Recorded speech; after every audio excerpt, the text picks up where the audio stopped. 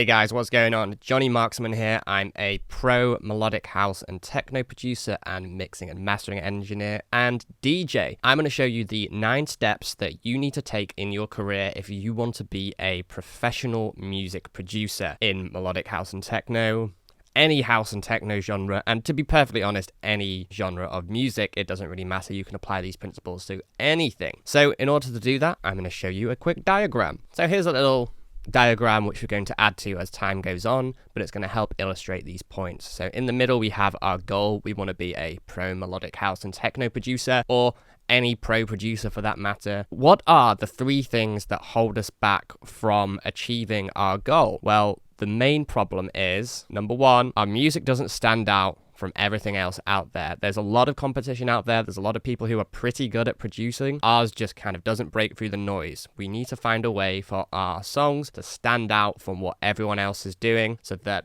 when someone hears our song, it sounds different, it sounds better, and they can engage with us more. But that's easier said than done. The second problem is the music that we make lacks consistency and sounds unprofessional. So on the consistency side of things, we might make a really, really good track, kind of by accident one time, and then our next few tracks just don't sound anywhere near as good, and we just feel we'll never be able to chase that same quality because we didn't really know how we did it to start with. We just accidentally made something that sounded really good, but we didn't know how and why it sounded good, like the sonics behind it or the technical side of things. So we need to iron this out.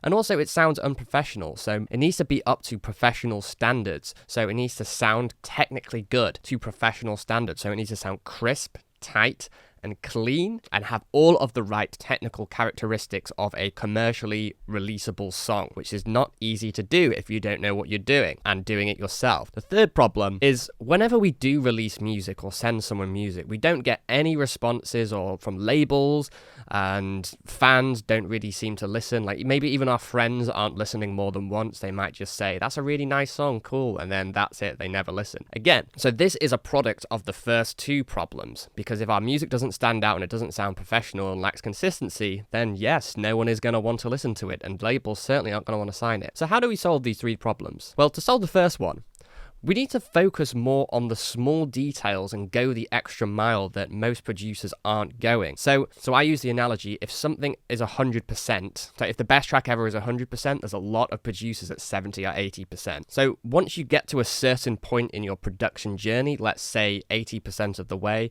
then the last 20% is really, really hard to get, and this is all about the small details. And this is where most producers will get to and not be able to proceed any further because it takes either so long or there's just not that information out there. And this is where it starts becoming about little things adding up, which create a big picture. One little thing on its own isn't going to make the difference between a great song and an amazing song. You're probably not doing anything necessarily wrong in your productions at this point, but you're not doing what the pros are doing. So we need to refine this and do what everyone else isn't doing and going that extra mile, so that our music sounds better than everyone else who isn't doing this, either because they don't know how or they're lazy. The second solution, for our music lacking consistency and sounding unprofessional, the solution to this is learning a repeatable and reliable workflow that we can do over and over again, so that we can be confident that our music sounds good, is good, and will be professional. And we need to create a reliable workflow and repeatable workflow that we can use over and over again, so that we can be damn sure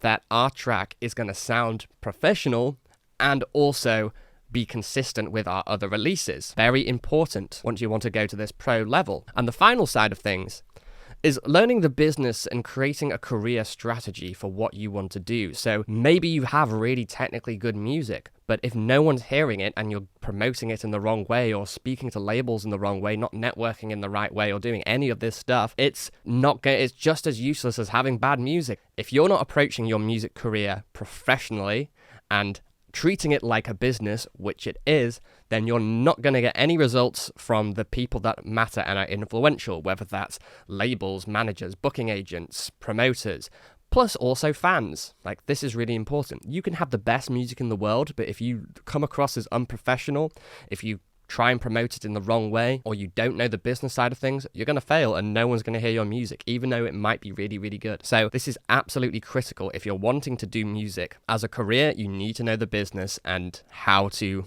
do everything in the correct way, which will be sustainable and based on strategy, not based on randomness and hoping for the best. So there are 9 steps, 3 steps for each of these solutions here, which I'm going to run you through now, which will break down this into smaller chunks that are easier to understand. So on refining the small details and going the extra mile, the first step on doing that is mastering the components of a complete track. And what I mean by this is understanding everything there is to know about, say, for example, the kick, the drums, the bass, leads, pads, chords, vocals, effects, knowing everything you need to know about each of these components that create a finished track, and knowing how to use them in any situation using any sound and any track. Because if you learn specifics and only learn it for one track, then that's not going to help you, because every track is different. You need to know how to do this in any scenario. So knowing the core fundamentals behind what makes a great kick, what makes a great bass line is very important. And similarly to this point is we're going to supercharge our components and our ideas with music theory. So music theory is so important. If you don't know the theory and you don't know the rules, it's very difficult to play the game. Whereas if you do know the theory, you can get results, much better results, so much quicker and so much easier. If you know the theory, you can write theoretically based, and so great melodies, great bass lines, great chord progressions, so much easier and quicker than if you're trying to come up with this stuff by experimentation. It is so important to know the rules. So that's something that you need to focus on as well. And this part is absolutely critical to standing out. And this is creating incredible arrangements, which are journeys for your listener, and throwing in little surprises, little bits of ear candy here and there, which are like moments where are unexpected or just really cool just for a split second, that the listener's going to think, wow, this is a truly professional, amazing track. I'm going to listen to it again and again and again, because the arrangement is so critical. I listen to so many producers' music and they always fall short on the arrangement and ear candy. This is absolutely vital to get right. So you need to start thinking about, how can I take my listener on a journey which has tension and release, ups and downs, and moments of inflection and clarity. So important. In terms of learning a repeatable and reliable workflow, the first step we can take to achieve that is we need to create our own sound. So when you start producing, you're going to try and replicate other producers, because that's just kind of how you learn, but you need to define your own sound. For example, in the hip hop world, I see all these posts all around in these Facebook groups where they're like, I want to have a beat that sounds like Drake. Well, guess what? There already is a Drake. So what's the point trying to replicate him? Because people are just going to listen to Drake rather than these other millions of people that are trying to imitate Drake. You need to be original. And of course, it doesn't have to be like truly game-changing stuff that you're doing, but you have to define your own sound so that when someone hears your song, they'll be like, oh, that's a Marksman track, or that's this person's track, because of the style that they produced it in, because of the sounds that they've used, all sorts of things. So this is really important if you're wanting to get consistency in your music and also sound professional. The second part of things is just defeating writer's block whatsoever. So this comes into the workflow side of things, but it is also based upon learning the theory over here. So if you know the rules, as I said, it's easier to play the game, and you can just come up with ideas so quickly by just following the process. So if you have a systematic workflow like I do, you just go step by step, start, say, with this element, you add this one in, you add this one in, and then suddenly you've already got a loop ready, and then you know how to break out of the loop and arrange it into a full track, and then you do the mixing, then the mastering, and then everything's done and you've got a full track. So writer's block is a myth, and there are always ways you can find inspiration. So whenever you sit down, you need to be productive with your time and know that you can at least make good headway towards a finished track. Following a systematic workflow is so important with this, because you just go step by step. If you know the theory over here and the components of a complete track, it's very easy to do that. And the final part is absolutely critical as well if you're wanting to sound super professional in terms of your mixes and mastering, and that's training your ears. So if you can't hear the problems, or if your ear's not trained to hearing problems in music, then you're never going to be able to fix them. So we need to train our ears so we can hear exactly what we're doing. For example, not many people can even hear compression or even know what compression does. So this is an example of something that we need to train in. So we need to know what we're doing and know that we're making the right decisions. And say, for example, with EQ, we need to be able to identify things like that, and be able to fix the problem straight away rather than just spending hours trying to fix something and not really knowing what we're doing. It's so important. And this will also fall into the workflow side of things. We need to know how to use all of our tools effectively, quickly, so that we can get the job done and make consistent and professional sounding songs. The final 3 steps here, they are all dependent on these first 6 steps, because if you have really, really good music, then it's so much easier to get opportunities and convert fans. Until we've completed these first 6 steps, these last three steps here are going to be very difficult to achieve, but they become so much easier to achieve once you have really good music. So let's talk about these next 3 steps.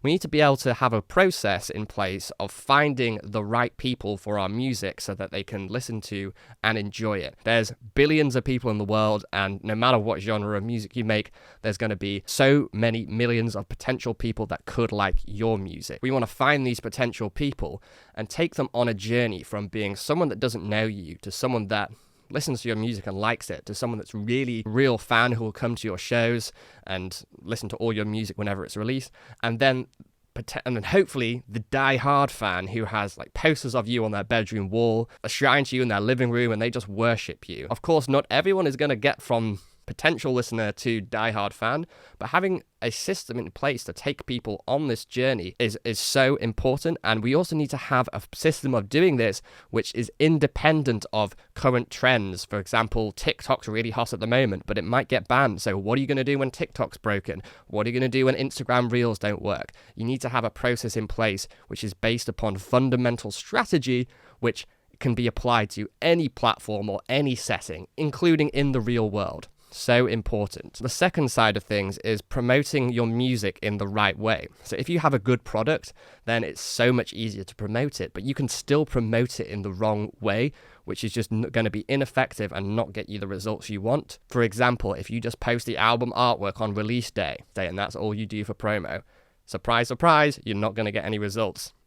You need to come up with a system to be able to promote your music, to get people excited about it, so that they're dying to listen to it on release day and after and continuously. You need a system in place for this. Otherwise, your music's just not going to succeed. And finally, signing to your dream label. So this is the last step of the process, because a lot of producers out there, I speak to producers all the time, they have not released a single song yet, and they're like, I want to release on Afterlife or on Junadeep for this EP that I've just made. And yes, I'm not saying it's absolutely impossible, but it's very, very, very, very unlikely that a big label like this is going to sign a complete nobody who has less than a year of experience, even if their music is really, really, really, really good. Often it's not, they're just a bit deluded, but the point being is you need to find a way to work up to this dream label, and in order to get there, your music has to be technically very, very good and also super interesting. So all of these previous steps are very important, but also have a fan base to show for it,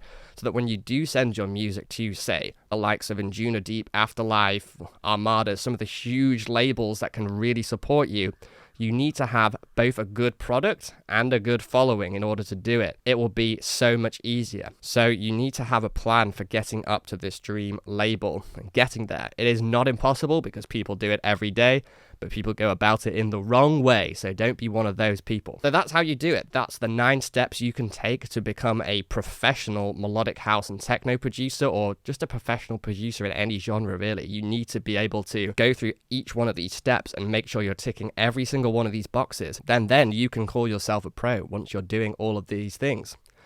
Of course, this is easier said than done, but the good news is I've designed a program. It's called the Pro Melodic House and Techno Producer, believe it or not, and it goes through every single one of these steps in detail so that we can produce professional sounding music again and again and again, but also get it heard by the right people, get it signed by good labels, and promoting it in the right way to get great number of streams, but also build a fan base of people that actually will care about us and come to our gigs, buy our music, buy our merch, all of these things, plus lots more of incredible bonuses and features that I would love to share about. If you need help doing any of these things, drop back to me drop a comment below on this video, or even better, we've been chatting on either Instagram, Facebook, or email. Send me a message back directly telling me you want to know more details, and I'll send you over the program details, because I would love to work with you. You've made it this far, and it's clear you want to take your music to the next level and do this as a career, so I would love to help you achieve that goal. Get back in the chat, and I'll send you over the full details of the program. Can't wait to work with you, and hope you found this video useful. Speak to you later.